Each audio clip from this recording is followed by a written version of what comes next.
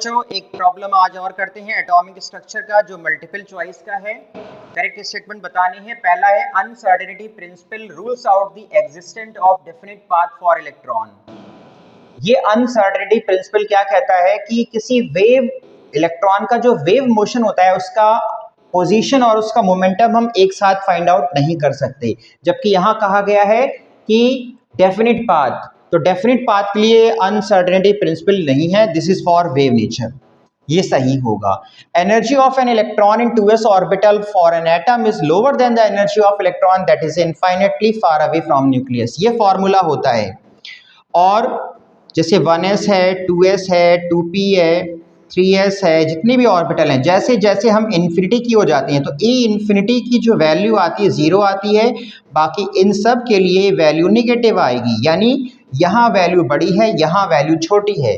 तो साफ साफ लिखा है कि 2s ऑर्बिटल के लिए एनर्जी लोअर है फॉर इन्फिनिटी, तो बिल्कुल सही स्टेटमेंट है। थर्ड है according to Bohr's model the most negative energy value for an electron is given by n is equal to 1। देखिए, अगर हम देखेंगे कि n की वैल्यू अगर बहुत बड़ी है तो जितनी वैल्यू n की छोटी होगी एनर्जी की वैल्यू कम आएगी। ठीक, तो यहाँ पे लिखा है the most negative energy value for an electron is for n is equal to 1, यानी कि जितना n मिनिमम होगा उतनी एनर्जी की वैल्यू क्या आएगी, नेगेटिव आएगी। तो यानी कि ये वाला आंसर भी हमारा क्या है बच्चों, सही है।